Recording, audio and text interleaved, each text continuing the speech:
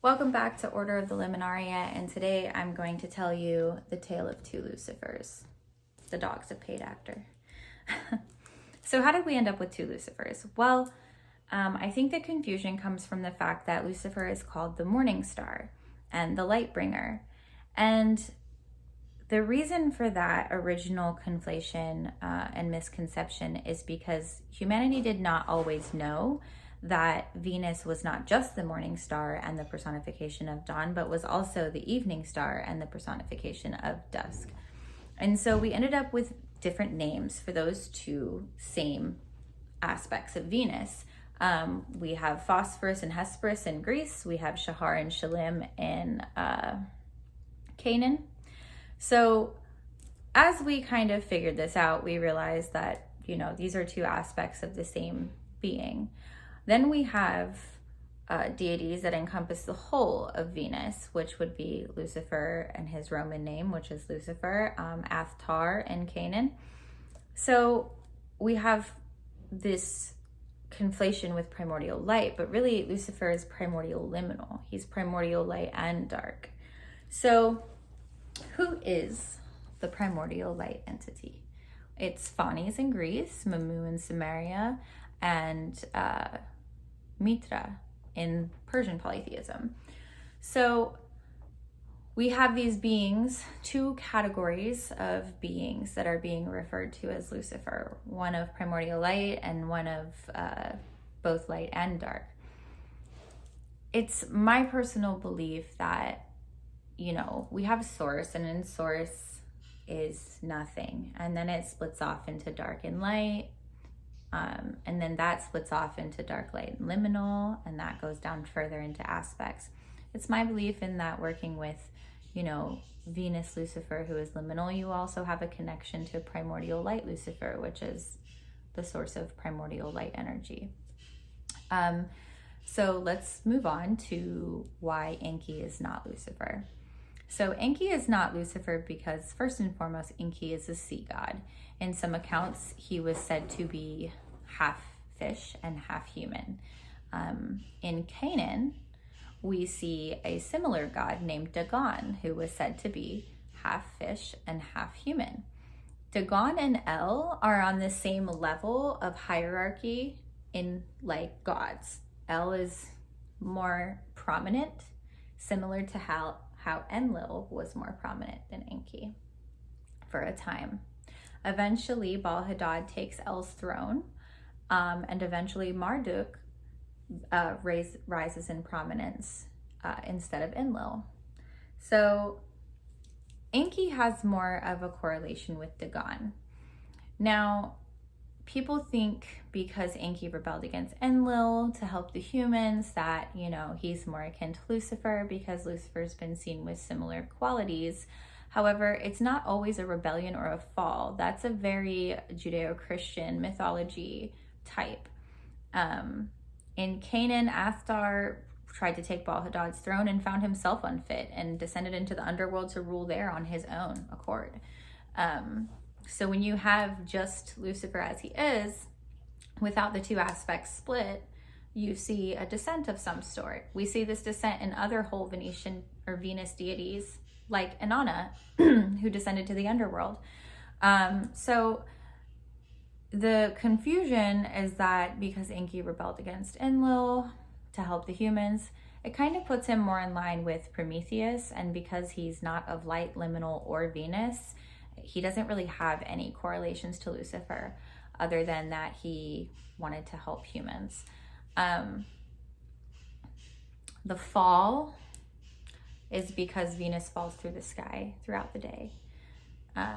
The rebellions happened in many different pantheons with many different deities. Zeus and the Olympians rebelled against the Titans, but Zeus isn't Lucifer either. So there's a lot of conflations and a lot of the same stories told in the Middle East and the Mediterranean mythologies that sometimes don't include the same deities or their counterparts. And that's okay. I mean, families fight more than once. There's more than one rebellion. There's multiple types of dissensions or falls. and for various different reasons. But Lucifer is of Venus, and other Lucifer as the primordial being of light.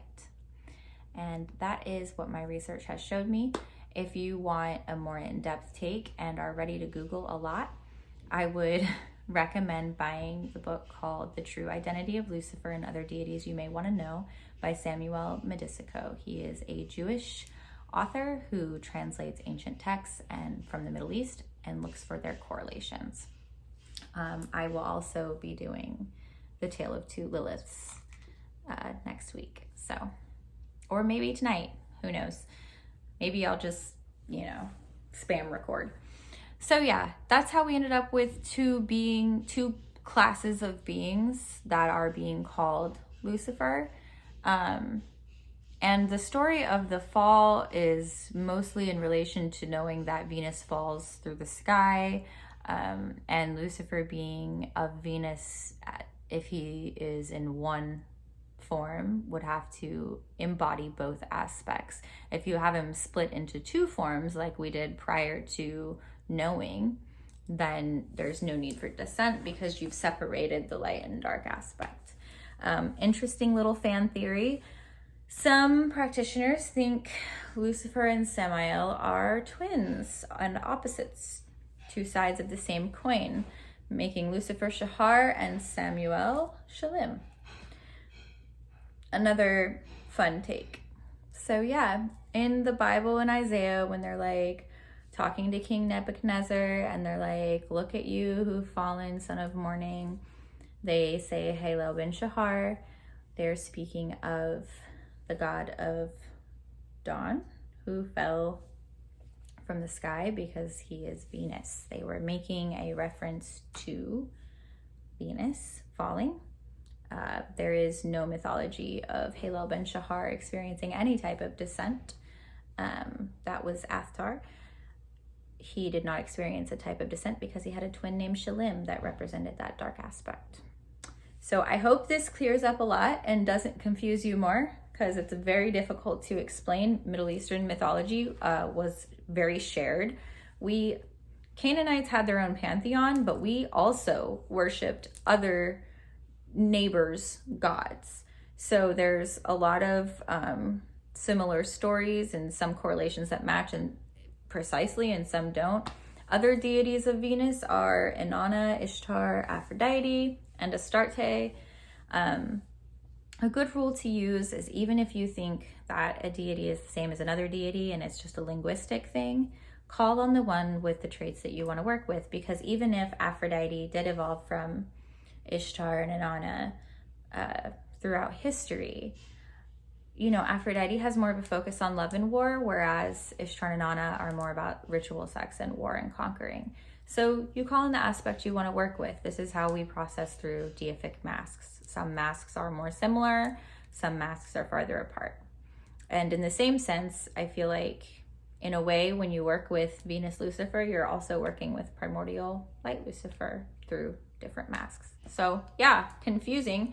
I'm supposed to be writing a book on it called On the Nature of Divinity. So stay tuned, and I hope you enjoyed. Infernal blessings.